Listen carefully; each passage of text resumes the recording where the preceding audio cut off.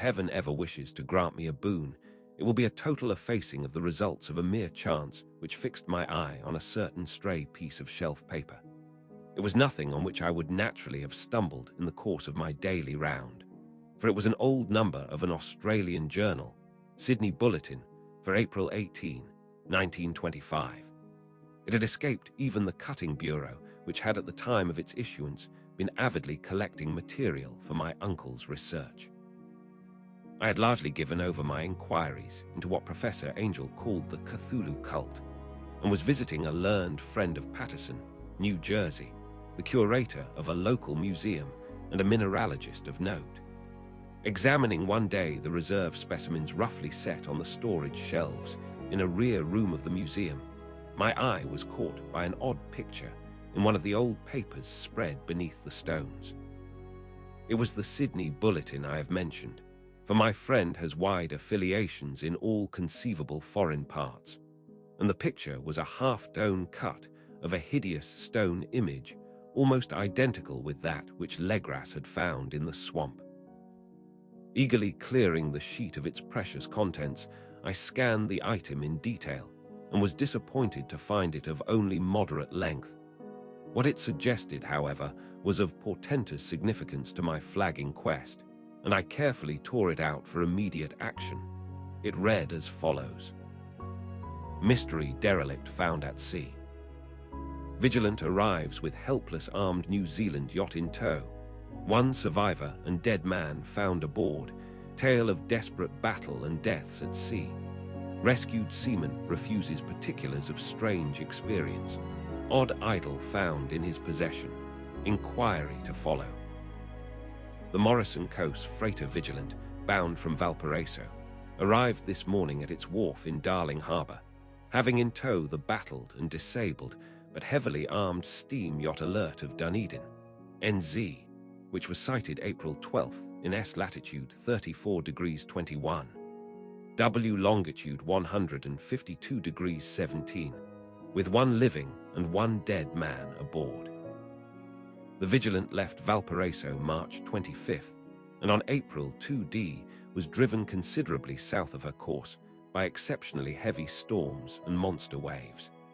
On April 12th, the derelict was sighted, and though apparently deserted, was found upon boarding to contain one survivor in a half-delirious condition, and one man who had evidently been dead for more than a week.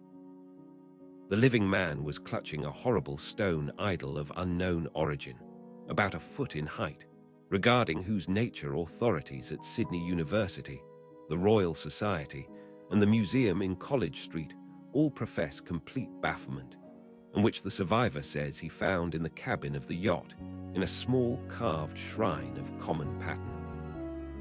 This man, after recovering his senses, told an exceedingly strange story of piracy and slaughter. He is Gustaf Johansen, a Norwegian of some intelligence, and had been second mate of the two-masted schooner Emma of Auckland, which sailed for Callao February 20th with a complement of 11 men. The Emma, he says, was delayed and thrown widely south of her course by the great storm of March 1st, and on March 22D, in S latitude 49 degrees 51, W longitude 128 degrees 34, encountered the Alert, manned by a queer and evil-looking crew of Kanakas and half-castes. Being ordered peremptorily to turn back, Capt. Collins refused, whereupon the strange crew began to fire savagely and without warning upon the schooner with a peculiarly heavy battery of brass cannon forming part of the yacht's equipment. The Emma's men showed fight, says the survivor, and though the schooner began to sink from shots beneath the waterline, they managed to heave alongside their enemy and board her, grappling with the savage crew on the yacht's deck, and being forced to kill them all, the number being slightly superior, because of their particularly abhorrent and desperate, though rather clumsy mode of fighting. 3 of the Emma's men, including Capt. Collins and First Mate Green, were killed, and the remaining 8 under Second Mate Johansen proceeded to navigate the captured yacht, going ahead in their original direction to see if any reason for their ordering back had existed. The next day, it appears, they raised and landed on a small island, although none is known to exist in that part of the ocean, and 6 of the men somehow died ashore, though Johansen is queerly reticent about this part of his story and speaks only of their falling into a rock chasm. Later, it seems, he and one companion boarded the yacht and tried to manage her, but were beaten about by the storm of April 2nd. From that time till his rescue on the 12th, the man remembers little, and he does not even recall when William Bryden, his companion, died. Bryden's death reveals no apparent cause and was probably due to excitement or exposure. Cable advices from Dunedin report that the Alert was well known there as an island trader and bore an evil reputation along the waterfront. It was owned by a curious group of half-castes whose frequent meetings and night trips to the woods attracted no little curiosity, and it had set sail in great haste just after the storm and earth tremors of March 1st. Our Auckland correspondent gives the Emma and her crew an excellent reputation, and Johansen is described as a sober and worthy man. The Admiralty will institute an inquiry on the whole matter beginning tomorrow, at which every effort will be made to induce Johansen to speak more freely than he has done hitherto. This was all, together with the picture of the hellish image, but what a train of ideas it started in my mind. Here were new treasuries of data on the Cthulhu cult, and evidence that it had strange interests at sea as well as on land. What motive prompted the hybrid crew to order back the Emma as they sailed about with their hideous idol? What was the unknown island on which 6 of the Emma's crew had died, and about which the mate Johansen was so secretive? What had the Vice-Admiralty's investigation brought out, and what was known of the noxious cult in Dunedin? And most marvelous of all, what deep and more than natural linkage of dates was this which gave a malign and now undeniable significance to the various turns of events so carefully noted by my uncle? March 1st hour, February 28th, according to the international date, lined the earthquake and storm had come.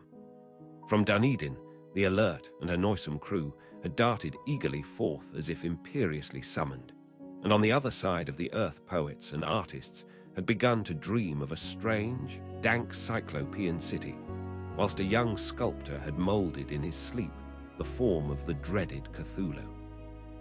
March 23rd, the crew of the Emma landed on an unknown island and left 6 men dead, and on that date the dreams of sensitive men assumed a heightened vividness and darkened with dread of a giant monster's malign pursuit, whilst an architect had gone mad and a sculptor had lapsed suddenly into delirium. And what of this storm of April 2nd, the date on which all dreams of the dank city ceased, and Wilcox emerged unharmed from the bondage of strange fever?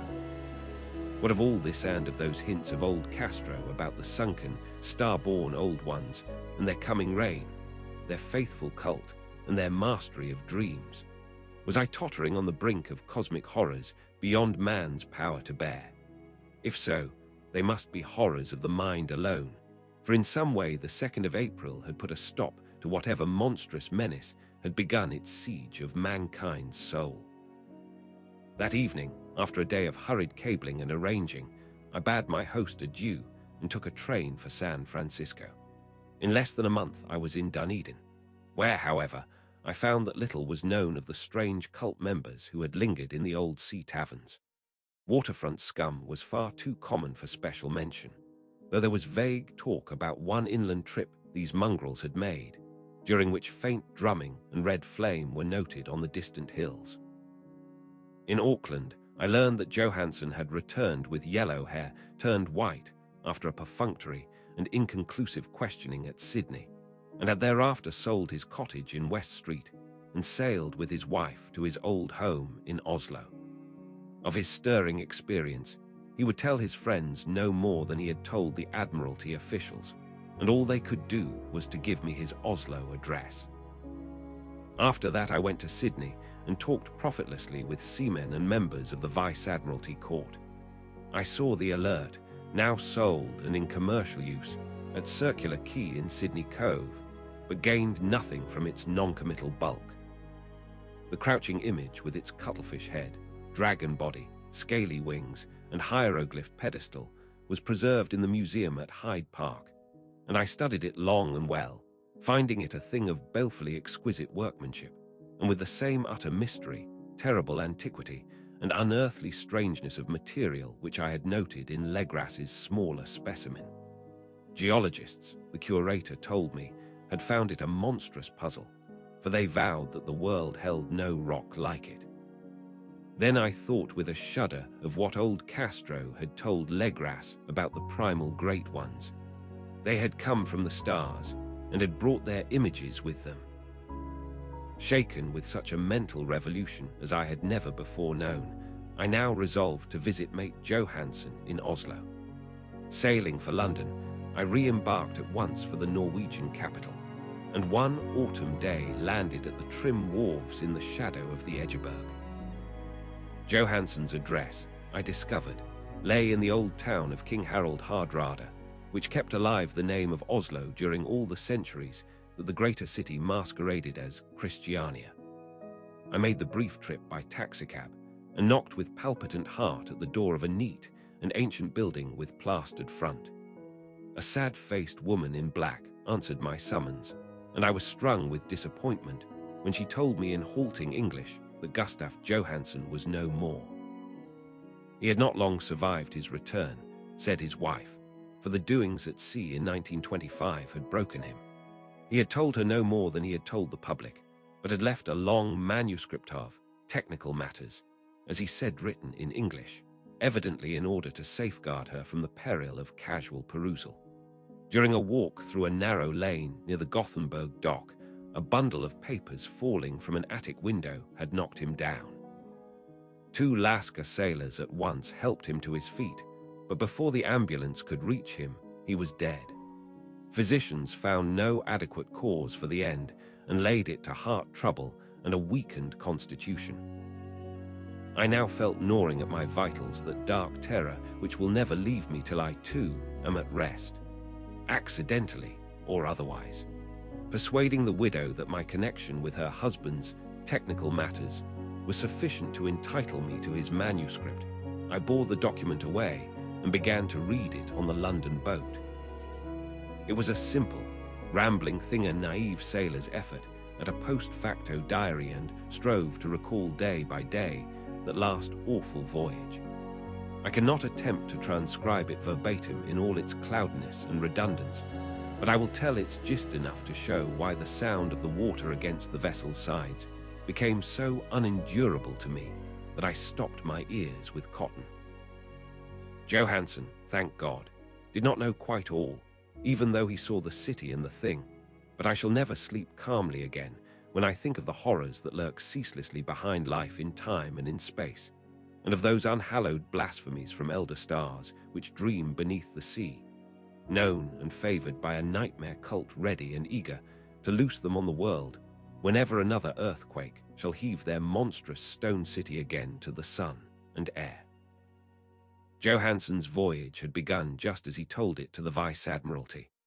The Emma, in ballast, had cleared Auckland on February 20th and had felt the full force of that earthquake-born tempest which must have heaved up from the sea bottom the horrors that filled men's dreams. Once more under control, the ship was making good progress when held up by the Alert on March 22nd, and I could feel the mate's regret as he wrote of her bombardment and sinking. Of the swarthy cult fiends on the Alert, he speaks with significant horror. There was some peculiarly abominable quality about them which made their destruction seem almost a duty, and Johansen shows ingenuous wonder at the charge of ruthlessness brought against his party during the proceedings of the Court of Inquiry.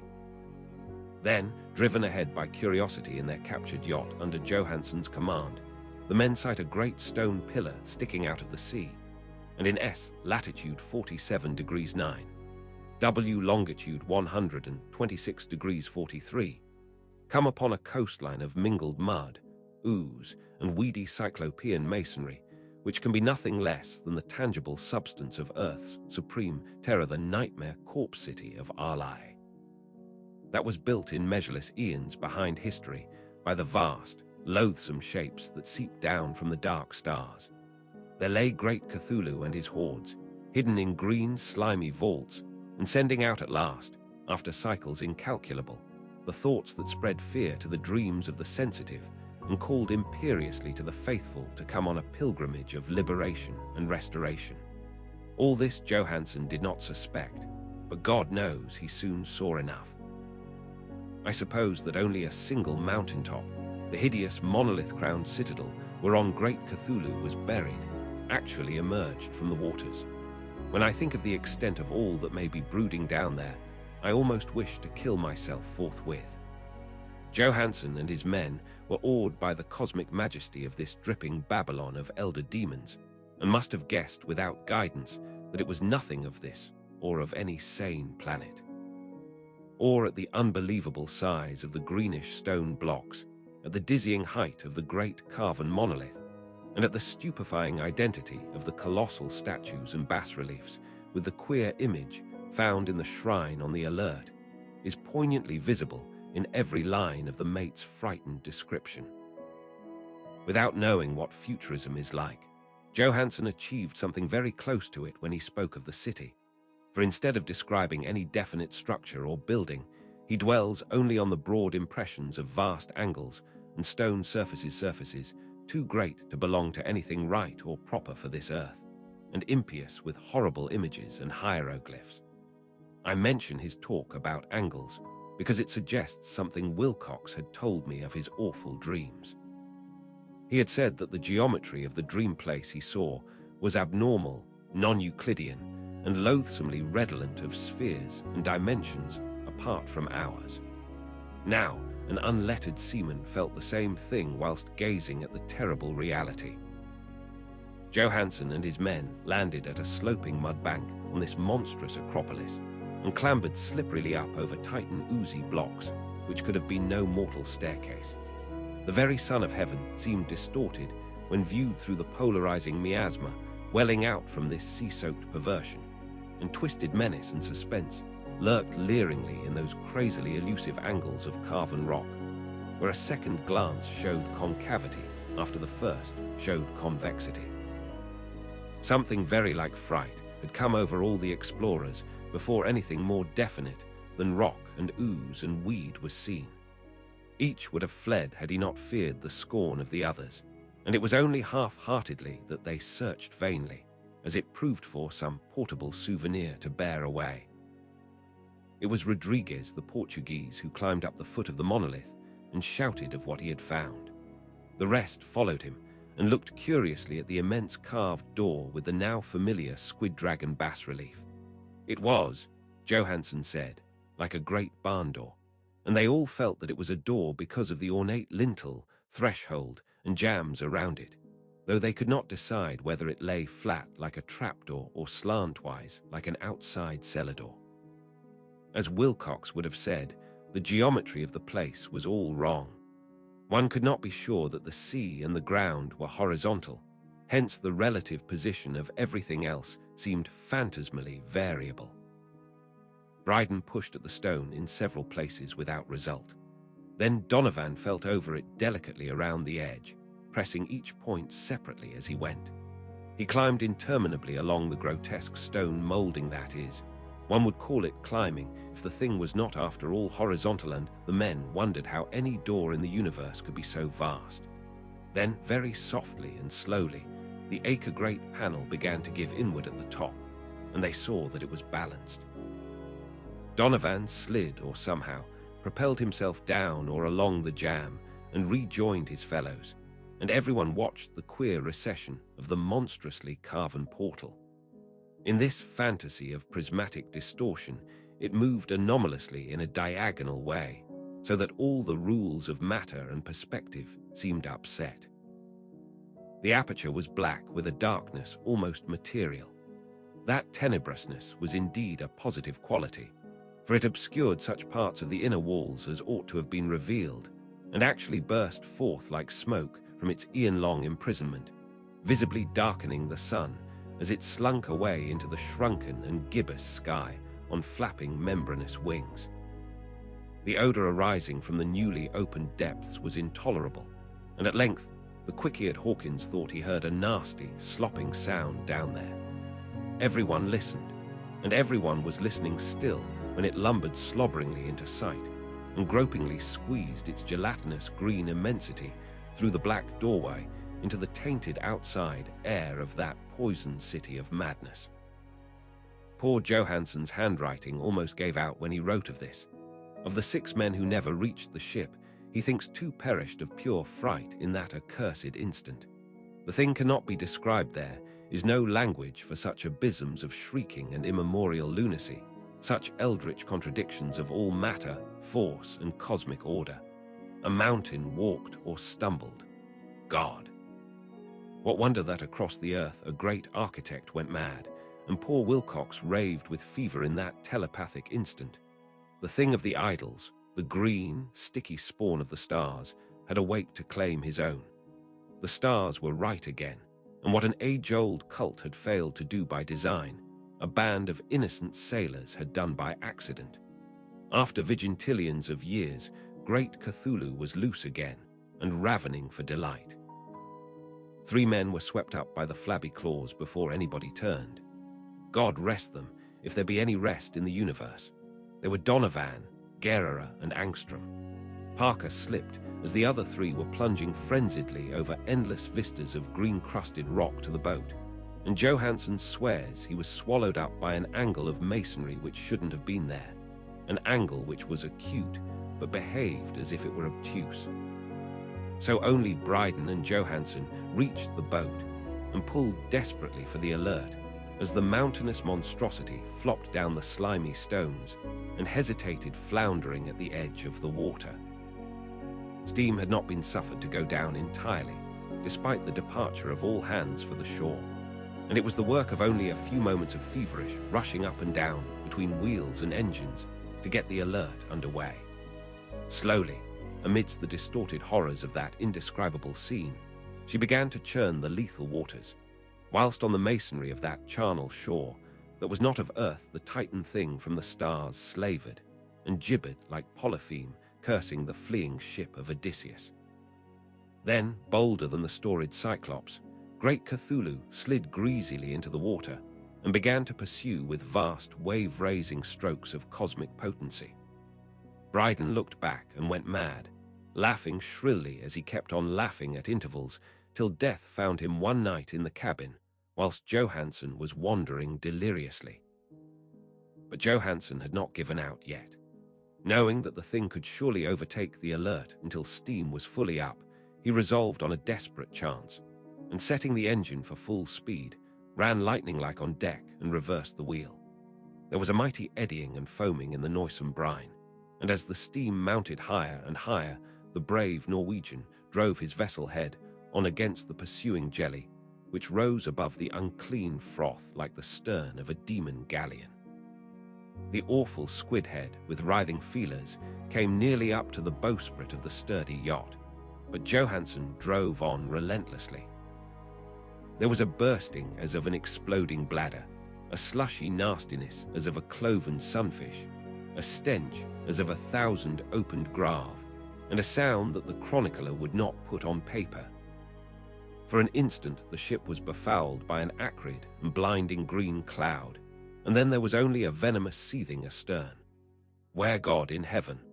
The scattered plasticity of that nameless sky-spawn was nebulously recombining in its hateful original form, whilst its distance widened every second as the alert gained impetus from its mounting steam. That was all. After that, Johansen only brooded over the idol in the cabin and attended to a few matters of food for himself and the laughing maniac by his side. He did not try to navigate after the first bold flight, for the reaction had taken something out of his soul. Then came the storm of April 2nd, and a gathering of the clouds about his consciousness.